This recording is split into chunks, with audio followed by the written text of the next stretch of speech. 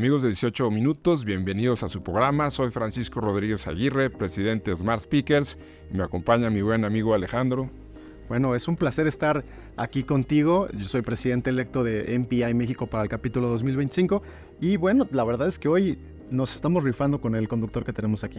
Claro, sobre todo con el tema que traemos de las elecciones. Javier Tello, bienvenido. Él es un reconocido analista político de La Hora de Opinar y también de Radio Fórmula. Otra vez, gracias por acompañarnos. No, gracias a ustedes por la invitación, Francisco, Alejandro. Perfecto, pues bueno, el contexto político ahorita, pues evidentemente está en boca de todos. La parte de las opiniones, pues nos ayudan, ¿no?, a poder conversar sobre los temas. Y teníamos una primera pregunta que creo que nos podría ayudar a ampliar este punto. ¿Cuál crees que son los principales desafíos y sobre todo las oportunidades para poder tener una estabilidad política?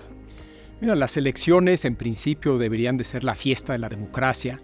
En ese sentido no deberían de preocupar a nadie, al contrario, debería de ser un momento de gran emoción y entusiasmo, y espero que lo sea para muchos. Sin embargo, hay que reconocer que las elecciones siempre generan incertidumbre, y generan incertidumbre porque no se sabe quién va a ganar, claro.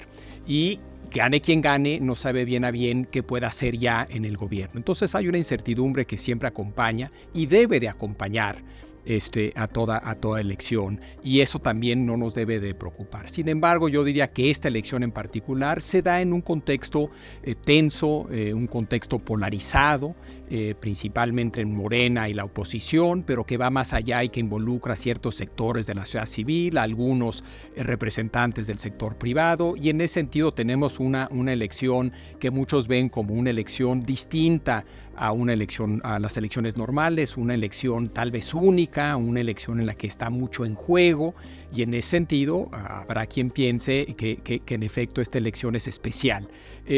Yo espero que todo salga bien. Las elecciones en México, por lo menos la jornada electoral, siempre sale bien, y en ese sentido no veo grandes riesgos hacia adelante.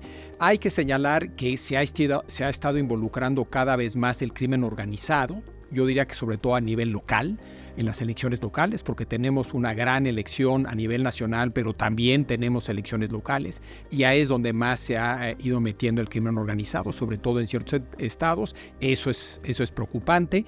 Esperemos que no tengamos malas noticias por ahí, pero yo diría que el principal reto político que tiene México hacia adelante no es tanto la elección que tenemos nosotros, sino el hecho de que este año también hay elecciones en Estados Unidos. Correcto. Con una genuina posibilidad que gane y regrese a la Casa Blanca Donald Trump. Yo creo que ese es un gigantesco reto político para México, también para Estados Unidos, y yo diría que para el mundo entero.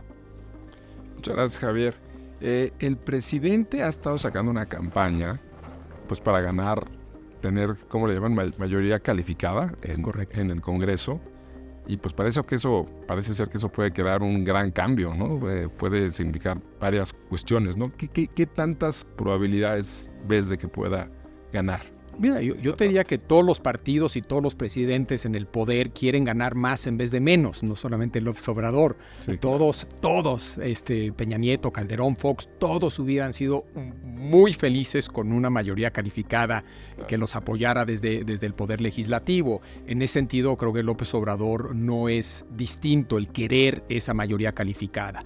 Ahora bien, el miedo de muchos, de algunos, viene de que dicen esa mayoría calificada, y también el propio presidente lo dice, quiere esa mayoría calificada para hacer varios cambios en la Constitución. Es decir, esa mayoría calificada lo que te permite es cambiar la Constitución sin tener que negociar ese cambio propuesto o los cambios propuestos con la oposición. Es decir, Peña Nieto logró varios cambios a la Constitución, cambios bastante importantes a la Constitución sin una mayoría calificada, pero logró esos cambios porque negoció con la oposición, el famoso Pacto por México. Lo que quiere López Obrador, lo que quiere Morena y sus aliados, hay que decirlo también el PT y el Verde, pero es Morena, es una mayoría calificada para cambiar la Constitución sin tener que negociar con la oposición. Yo lo veo poco probable que lo logre, es decir, no lo lograron en 2018 con López Obrador como candidato, que fue un gran candidato con enorme arrastre. Aún así, con ese gran candidato con un enorme arrastre, no lograron esa mayoría calificada. Yo veo difícil, yo veo complicado que la logren. Tuvieron una mayoría calificada en la Cámara Baja, pero no la lograron en las urnas. No la obtuvieron en las urnas, la construyeron una vez que ganaron las elecciones. Eso también puede pasar. Es decir, hay un escenario donde no ganan esa mayoría calificada en las urnas, pero vamos a suponer que le va pésimo a la oposición. Pésimo a la oposición. Se viene abajo esa alianza entre PRI, PAN, PRD y se vuelve más fácil que el partido ganador, vamos a decir que en este caso Morena, presione, seduzca a los suficientes diputados o senadores para llegar a esa mayoría calificada. Pero hoy por hoy yo veo una oposición bastante unida, veo poco probable que se desmorone esa alianza por completo y veo poco probable que gane la mayoría calificada Morena y sus aliados. Y hay que decirlo, si la ganara, en todo caso sería junto con sus aliados, no Morena solita. Sí, por supuesto. Pero bueno, dentro de este mundo, ¿no?, de la política, efectivamente hay cosas muy importantes como poder vigilar, ¿no?, entrega de cuentas, la parte de la transparencia. ¿Tú cómo ves esta propuesta que tiende a desaparecer estos organismos autónomos?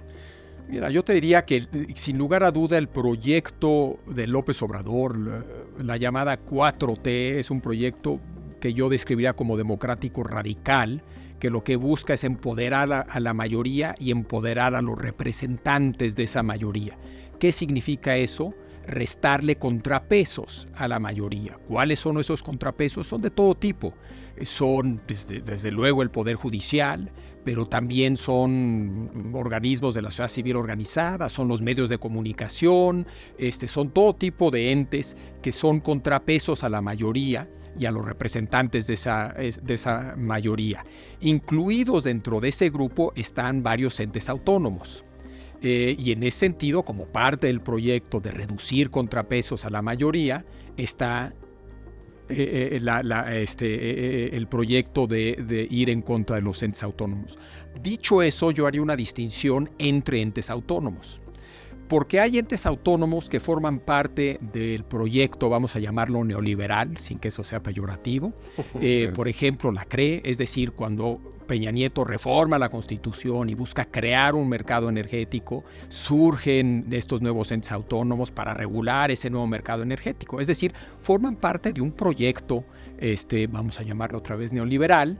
En ese sentido, yo entiendo que un presidente que no comparte ese proyecto neoliberal vaya en contra de esos entes autónomos. Ahora, hay otros entes autónomos que no son parte del proyecto neoliberal y que yo diría, algunos de ellos son o piedra angular de nuestra democracia liberal o piedra angular de una estabilidad macroeconómica que se logró.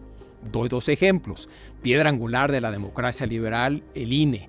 Piedra angular de la estabilidad macroeconómica, el Banco Central. Entonces es muy distinto ir en contra de esos entes autónomos o del Instituto Nacional de Transparencia, que yo diría que también tal vez sí es una piedra angular de la democracia liberal, no tan importante tal vez desde mi punto de vista como el INE, pero es parte de ese andamiaje que necesita la democracia liberal. Entonces ir en contra de esos institutos es muy distinto a ir en contra de organismos, de otro tipo de organismos que pueden ser descritos como parte del proyecto neoliberal. Yo estoy totalmente en contra de que cualquier presidente, incluido el presidente López Obrador, vaya en contra de los que son piedras angulares, ya sea de la democracia liberal o de la estabilidad macroeconómica, y entiendo que vaya en contra de entes que representan ese proyecto neoliberal. ¿Qué futuro crees que pueda tener el presidente López Obrador, Javier? Futuro quieres decir una vez que termine en las elecciones. Bueno, yo creo que no hay la menor duda de que deja de ser presidente. Es decir, ese miedo que había, ese discurso incluso que había de que es que se va a quedar, etcétera, etcétera, pues todo parece indicar que no. Sí. Yo creo que no se queda, gane Xóchitl o gane Claudia. Ahora la pregunta entonces es, ¿Qué sucede con López Obrador? Hay quien piensa que se convierte en el poder detrás del trono y que Claudia Sheinbaum será un mero títere, etcétera, etcétera. Yo no creo que eso suceda. No conozco yo a Claudia Sheinbaum, pero yo no la veo con la más mínima intención de ser títere de nadie. Yo veo una mujer inteligente, trabajadora, con un carácter fuerte, etcétera, etcétera. Ahora tampoco veo a un López Obrador desaparecer por completo. Lo que es un hecho es que es uno de los pocos presidentes, si no es que el único desde Lázaro Cárdenas, que se va con un gigantesco capital político. En ese sentido, tiene ese poder. ¿Lo usa, no lo usa? ¿Para qué lo usa? Es lo que veremos. También no creo que haya pleito ni ruptura con Claudia Sheinbaum. Al contrario, yo creo que Claudia Sheinbaum no solamente es una leal soldado de López Obrador, sino que es una seguidora y creyente en el proyecto de López Obrador. Entonces no veo por qué va a haber ruptura ni pleito ahí. Ella cree en este proyecto y en ese sentido creo que puede en todo caso apoyarse en ciertos momentos en López Obrador. Ahora, si de repente decide hacer un cambio, un ajuste radical al proyecto, vamos a decir, en el tema energético, ahí podrá haber sin duda tensiones y ahí es donde podría entrar López Obrador en contra de Claudia Sheinbaum. Yo no veo eso tampoco. Por ejemplo, el cambio que se podría dar en el sector energético, y eso medio lo ha dicho Claudia Sheinbaum, es un mayor énfasis en las energías renovables y yo no veo ahí pleito con López Obrador. Pero obviamente otra cosa que hay que recordar es que está la revocación de mandato, que es algo nuevo, y alguien que tiene una enorme capacidad de movilizar a gente, que será López Obrador como expresidente, siempre será un factor en ese proceso, si se da la revocación de mandato, si se busca quitar, gane quien gane, a quien esté en el puesto, pues López Obrador es uno de esos actores con esa capacidad de movilización y ese es otro momento en el que podría tener un rol. Perfecto. Y bueno, ahora ya rumbo a las próximas elecciones, pues bueno, hay una palabra que se vuelve clave, ¿no? Y es estrategia. ¿Cómo ves la estrategia que está manejando Xóchitl en este rumbo hacia las elecciones? Mira, la estrategia puntual todavía no me queda del todo claro, ¿no? Yo te diría que la secuencia ha sido la siguiente. Primero había dudas de si la oposición iba a encontrar candidato. Y mucha gente decía, híjole, es que no se ve por ningún lado un candidato. Y de repente, pácatelas, surge un candidato, Xóchitl Gálvez. Yo creo que es una muy buena candidata, con un gran potencial. Esa duda ya no existe. Hay candidata y creo que es una buena candidata. Siguiente duda, híjole, va a encontrar una narrativa, una contranarrativa, la narrativa de la 4T. No quedaba claro, porque lo que había en la oposición desde 2018 era un discurso negativo, es decir, todo lo que decía, todo lo que hacía López Obrador está mal. Ese discurso negativo no alcanza para ganar una elección, se necesitaba una nueva narrativa propositiva y creo que esa también ya apareció, sobre todo en este último discurso de Xóchitl Gálvez de cierre de pre-campaña. Creo que lo que vemos en ese discurso es esa narrativa. Yo creo que es una narrativa interesante. Ahí vemos parte de la estrategia. Si es una estrategia agresiva de confrontación con la 4T, ¿no? Está argumentando que el país está en una tremenda crisis donde está en riesgo el alma de México, ni más ni menos, y eso se ve reflejado en tres grandes temas, y que está en peligro la vida, que está en peligro la verdad y que está en peligro la libertad. No solamente están en peligro hacia adelante si continúa la 4T, sino que el argumento es que estos últimos 5 años han estado en peligro. Entonces vemos ya esa narrativa, cuál puntualmente es la estrategia, por qué coalición de votos van, pues lo empezamos a ver, ¿no? Hay un discurso que tiene que ver con la clase media, piensan que ahí hay muchos votos que pueden capturar, parece ser que hay un discurso dirigido a las mujeres, parece ser que ahí también hay un bonche de votos que piensan que pueden capturar. Yo creo que hay algo de jóvenes ahí metido,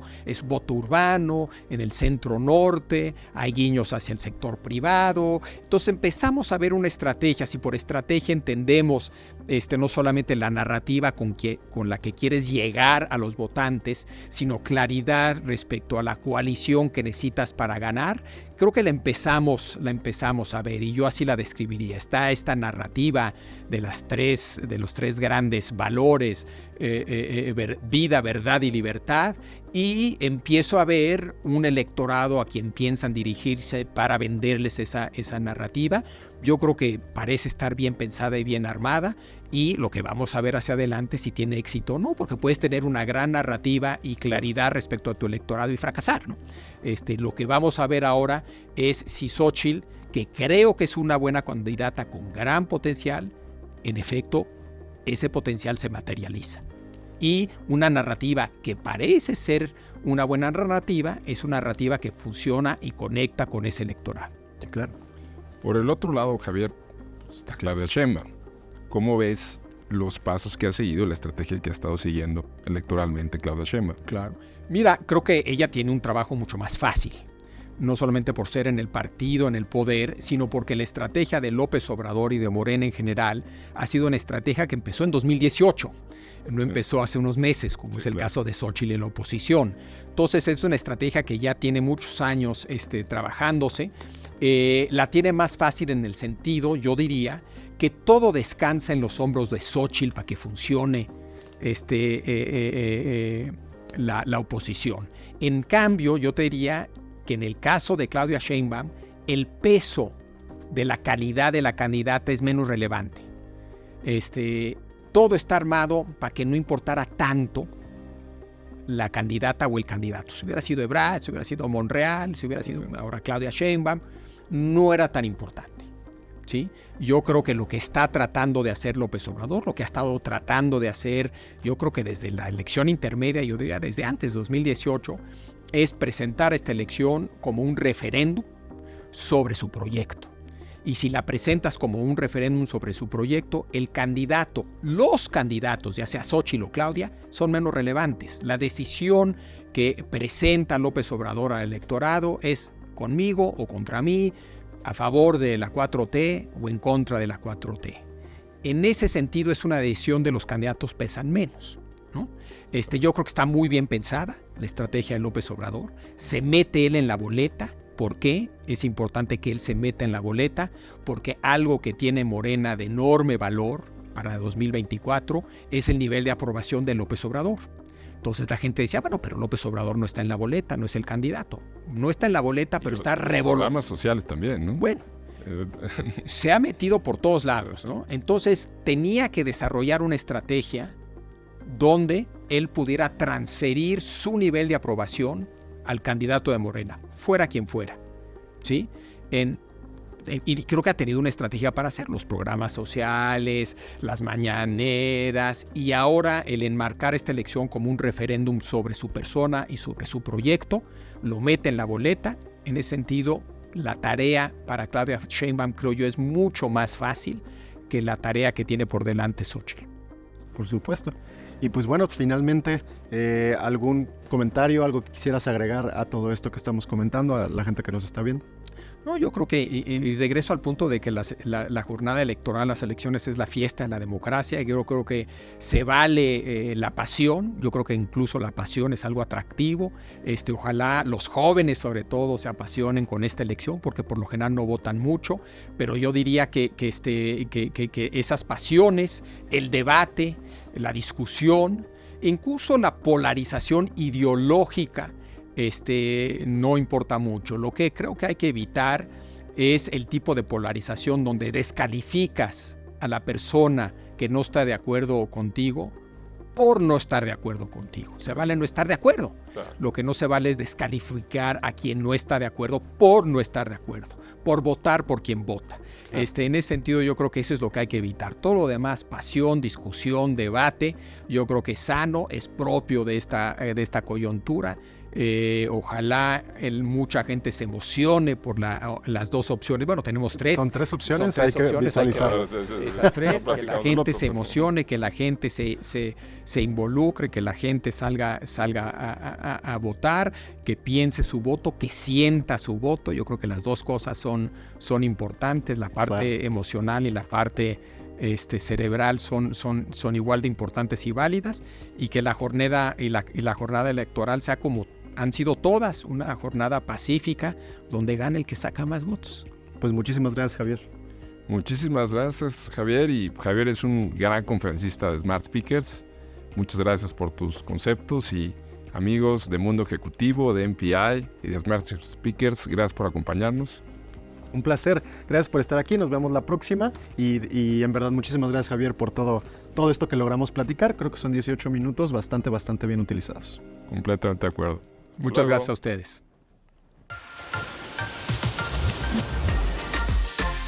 Este 2024, todos tenemos propósitos y metas que cumplir. Planéalos mientras viajas de la forma más cómoda y segura. Nosotros te apoyamos ahorrando. Esta semana estrella del 24 al 31 de enero, obtén desde un 15 y hasta un 40% de descuento. Más meses sin intereses. Al comprar tus boletos en nuestra página web, futura.com.mx, o llamando al 55 44 40 31 06 y chatbot. Planea, realiza y disfruta a bordo de los autobuses más cómodos, modernos y seguros. Que la cuesta no te cueste con los increíbles descuentos de la Semana Estrella. Del 24 al 31 de enero. Futura, uniendo México.